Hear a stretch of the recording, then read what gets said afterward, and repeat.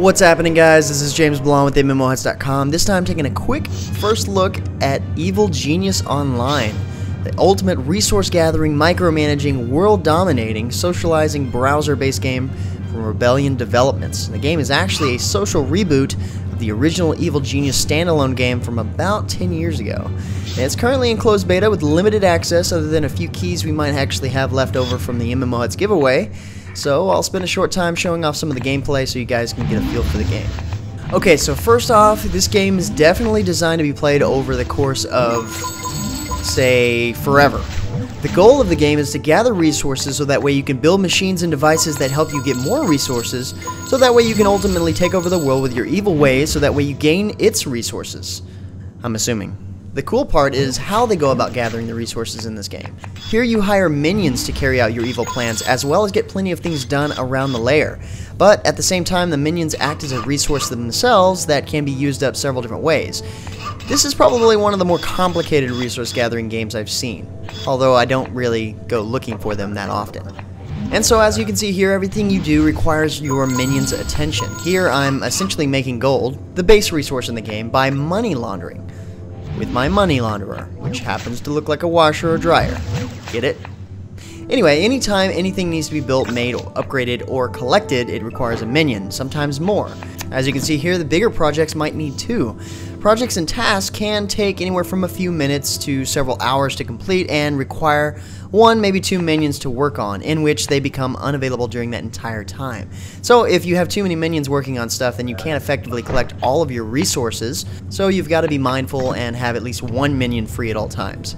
And on top of all that, the minions also have a fatigue system in the form of obedience, which decreases or increases their productivity.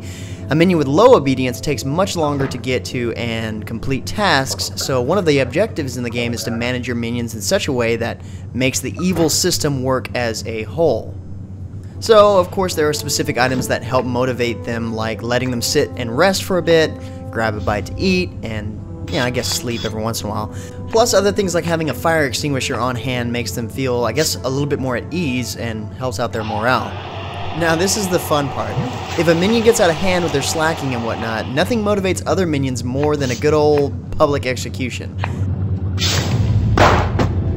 And it's okay, because in about 10 minutes you get another minion to take a spot. Although, I suppose it can be hard having to take out one that's leveled up a few times, because, for the most part, as they level up they get quicker and seem like they can do a little bit more tasks. So the game sort of guides you through building up your lair through missions. It may have you build a new machine that you use to hack a celebrity or a politician, any of which you get more resources for, as well as access to new building opportunities. And like I said, they keep you on a standard track of development. Some of them provide you with the initial resources to get going, and some of them just want you to gather X number of resources from the new machinery you just built. And surprisingly, you do have a lot of control over the construction of your lair, but specific machines require specific rooms, however. Like here you see the tech lab. This has all the equipment for turning data, as one of the resources, into useful evil stuff. Because, evil stuff plus evil stuff equals super evil stuff. With the Researchinator, you make software flowcharts, which you then use along with data to make software used to upgrade your command center. Got it? This game is full of that sort of stuff. So with the build tool, you can construct the various rooms you need to place all your items in, and you can make it look pretty cool. And if you need more space, you just build up to craft the resources you need to blow your way through the granite that's in your way to expand. You can also buy items to decorate as well, and you can move and rotate anything anytime to make room for more stuff.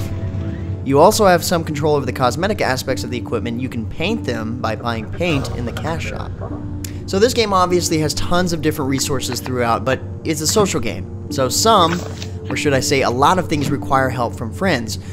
Like for example, if I want to upgrade my command center, I need to either make 2 more resistors and a software, or pay up in gems, which is the real money bought currency in the game. Or in the case of resistors, I can ask a friend, seeing that I don't have the means to make one at the moment.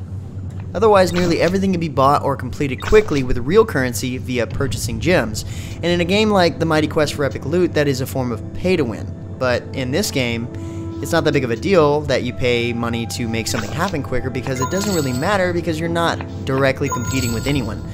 You'll just have a bigger, more advanced layer quicker by paying.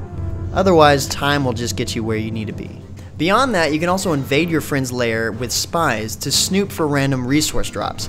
This is what a lair looks like later on, so they can actually get pretty elaborate. At the same time, spies can enter your lair and snoop around as well, so you've got to notice them and take them out. Put them in body bags and eat them later. Oh, and harvest their resources they drop. So it works both ways, and there really isn't much lost in the process when you have a lair this big, other than the time it took you to create the resource stolen. But you can make it more difficult for spies to breach your technology with security features you can purchase in the cash shop. I haven't quite made it that far in the game yet, but as you can expect, the further along you go, the more micromanaging you'll do for a little while. It's also funny if you notice some of the things your spies are willing to do to be truly evil.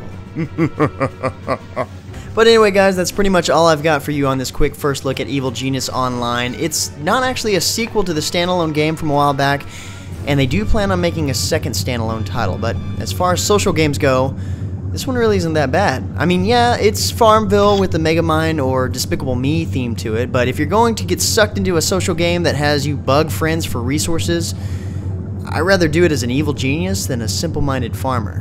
And with that said, if you're looking for more information about the game, head over to the MMOHuts game profile, or to get into the beta yourself, check the giveaway section to pick up a key. But until next time guys, that's going to be it for me.